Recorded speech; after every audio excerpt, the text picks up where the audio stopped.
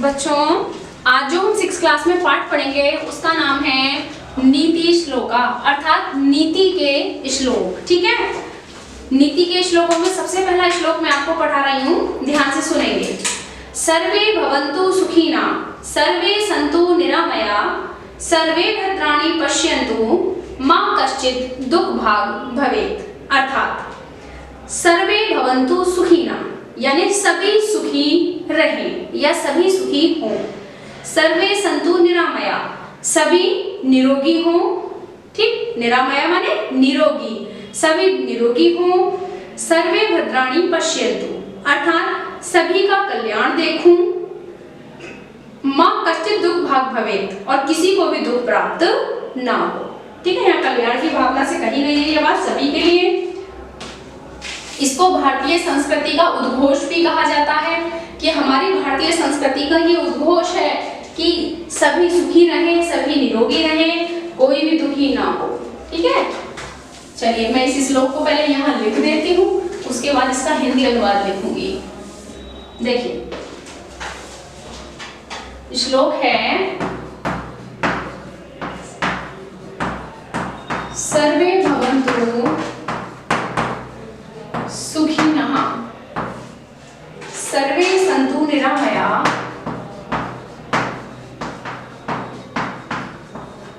सन्तु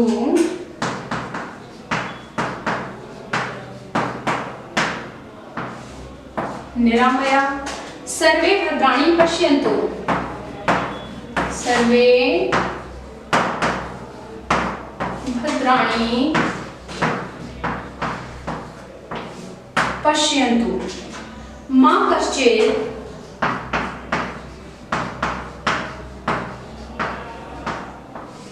दुःख भाग् भवेत्।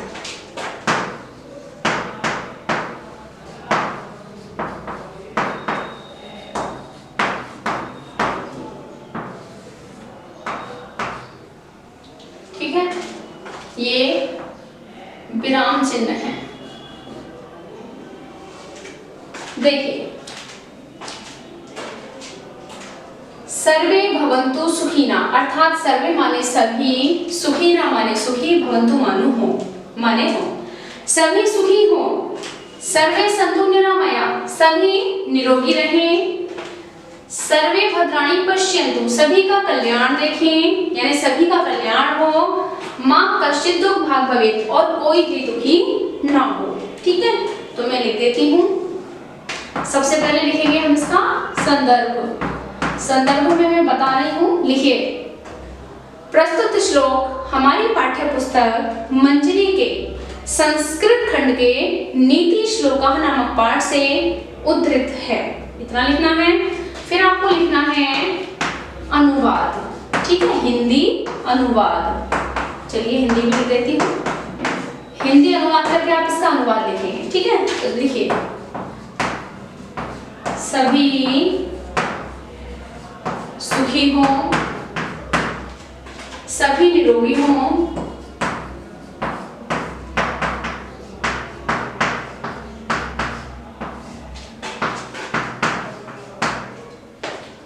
सबका कल्याण हो,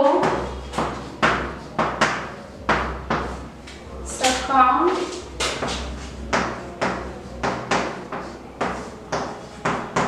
कल्याण हो, कोई भी दुखी ना हो। ठीक है, ये इसका अनुवाद पूरा हो गया। ठीक है, लिख लेंगे, सभी सुखी हो, सभी निरोगी हो, सबका कल्याण हो, कोई भी दुखी ना हो। ये इस श्लोक का हिंदी अनुवाद है। ठीक है, लिख लिया। चलिए देखते हैं अब आगे। अगला श्लोक,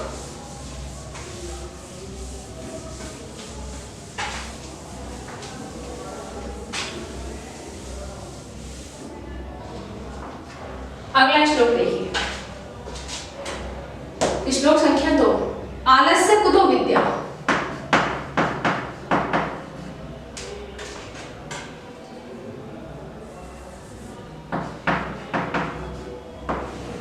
आलस्य कुतो विद्या।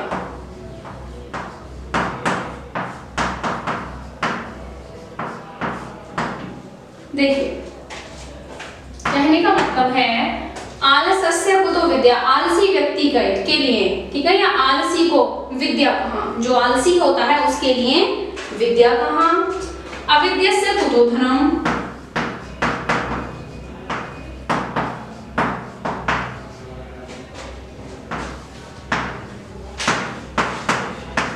अविद्यस्य कुतो धनम का मतलब है जिसके पास विद्या नहीं उसके पास धन कहाँ, ठीक, विद्या से धन की प्राप्ति होती है।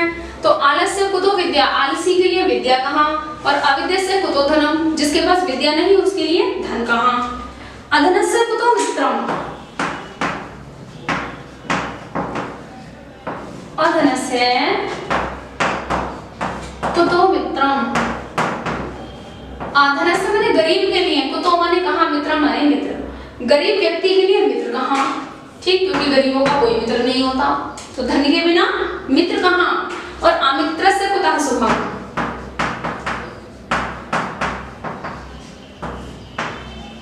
और बिना मित्रों के सुख कहाँ। मित्र कह लो या सगे संबंधी कह लो, ठीक, तो जब मित्र नहीं होते या सगे संबंधी नहीं होते तो उन व्यक्तियों के लिए सुख कहाँ, ठीक है। लिखेंगे आप इसका हिंदी अनुवाद।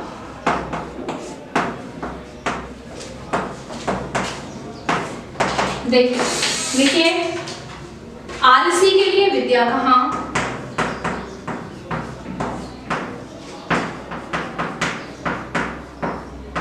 आलसी के लिए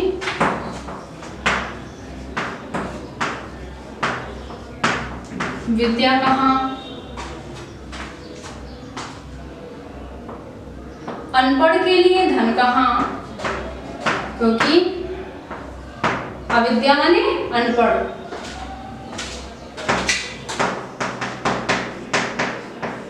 के लिए धन कहाँ, ठीक, गरीब के लिए मित्र कहाँ,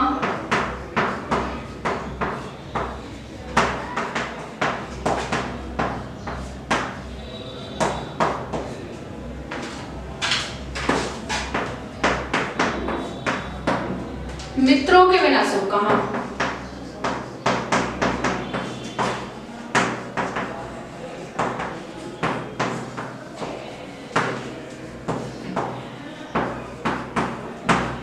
ठीक है, यानी कि आलसी के लिए विद्या कहाँ, जो आलस्य करता होगा उसके पास विद्या नहीं आती, और जो अनपढ़ होता है यानी जो पढ़ा ही नहीं उसके लिए धन कहाँ, और जिसके पास धन नहीं है वह गरीब है तो गरीब के लिए मित्र कहाँ, गरीब का कोई मित्र नहीं होता, और जिसके मित्र नहीं उसके लिए सुख कहाँ, क्योंकि बिना अपनों के कोई सुख नहीं होता। ठीक है, तो ये आप लिख लेंगे। चलिए चलते हैं हम अगले श्लोक की तरफ। ध्यान से इसको देख के आप इसको लिख लेंगे। चलिए श्लोक संख्या हम 3 देखते हैं।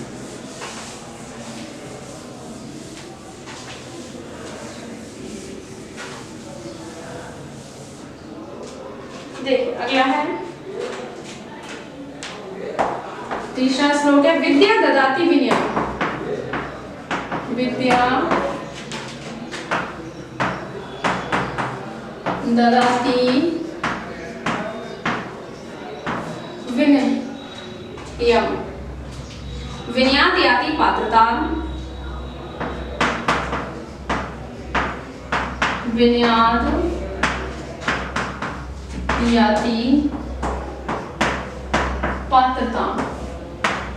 देखिए विद्या ददाति विनयम, विद्या विनय देती है, विनयशीलता, विनयशीलता से पात्रता आती है। पात्रता माने योग्यता। ठीक, विद्या विनय देती है, विनय से योग्यता आती है। पात्रत्वात् धनमाप्नोति।